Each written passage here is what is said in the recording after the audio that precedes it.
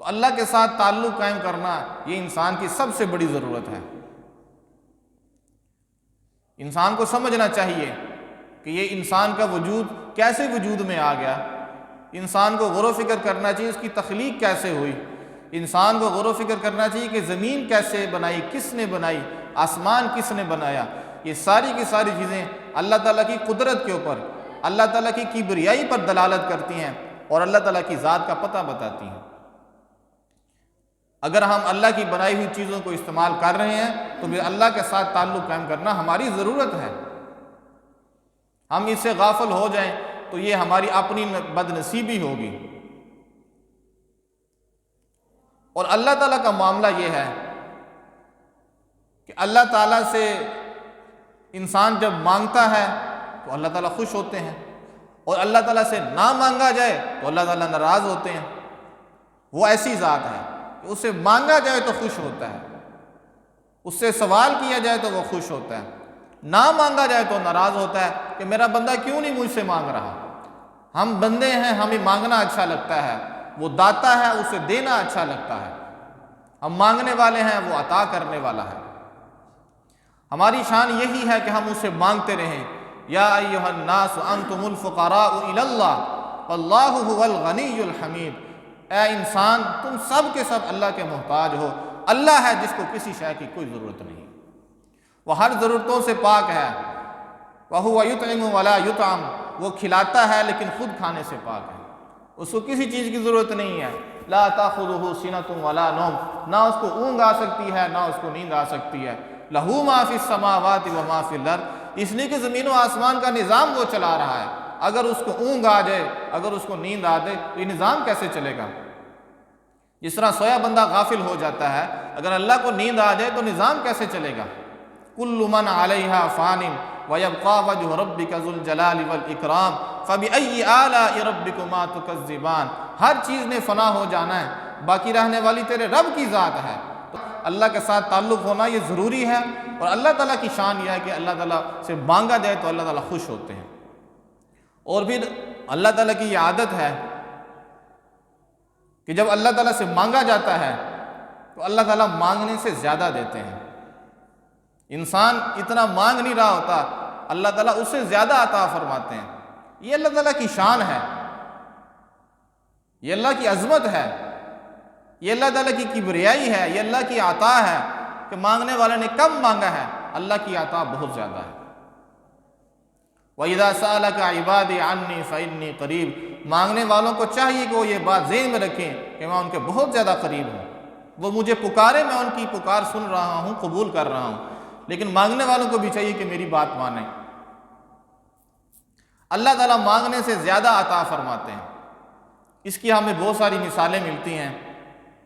حضرت عمر فاروق رضی اللہ تعالیٰ عنہ امیر المؤمنین، وہ دعا کیا کرتے تھے اللہ تعالیٰ سے کہ یا اللہ مجھے شہادت کی موت نصیب فرما، اور مدینہ منورہ میں شہادت کی موت نصیب فرما۔ شہادت کی موت، اور شہادت بھی کہاں؟ مدینہ میں۔ اب انہوں نے مانگا اللہ سے، ان کا اپنا تعلق تھا، اپنا ذوق تھا، انہوں نے اللہ سے مانگا، حالانکہ مدینہ میں سارے مسلمان ہیں، کافر ہیں اگرچہ، لیکن وہ چند کسی کے غلام ہیں، کسی کے پاس رہ رہے ہیں، وگرنہ اصل تو وہاں مسلمان ہی رہ رہے تھے۔ نبی علیہ السلام کے بعد، حضرت ابوبکر صدیق کے بعد حضرت عمر فاروق کا زمانہ ہے تو سب مسلمان ہی تھے، کوئی کسی کا غلام ہے کافر تو ٹھیک ہے، وگرنہ مسلمان ہی تھے، وہاں کوئی جنگ کا تصور نہیں تھا۔ لیکن حضرت عمر فاروق کی اپنی دعا تھی کہ یا اللہ مجھے شہادت کی موت نصیب فرما۔ یہ شہادت کی تمنا کرنا ایمان کا تقاضا ہے،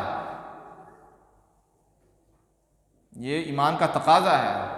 جس آدمی کے دل میں شہادت کا جذبہ نہیں ہے، شوق جہاد نہیں ہے، وہ منافقت کی موت مرا ہے۔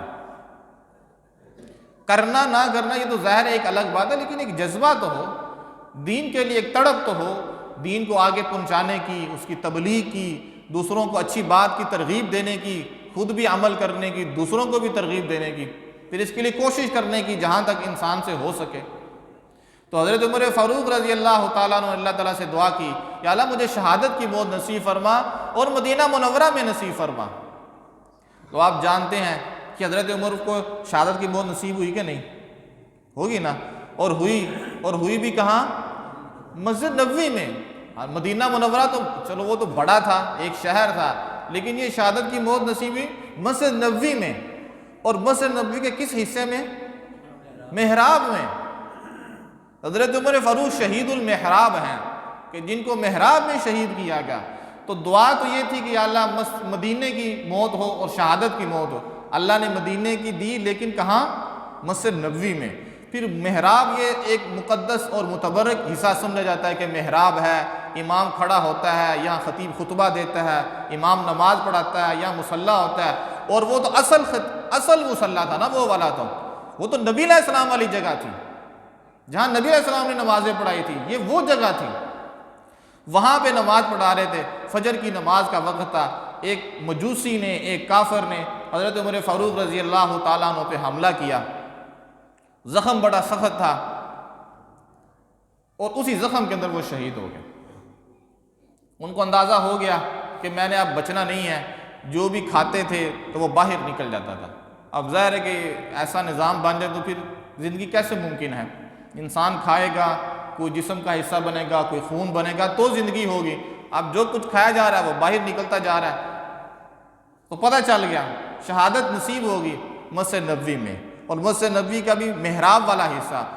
یہ ساری چیزیں اضافی ملیں، اور اس سے بڑھ کے اللہ تعالیٰ نے ان کو یہ بھی سعادت نصیب فرمائی کہ ان کو حضور اکرم صلی اللہ علیہ وسلم کے پڑوس میں جگہ ملی۔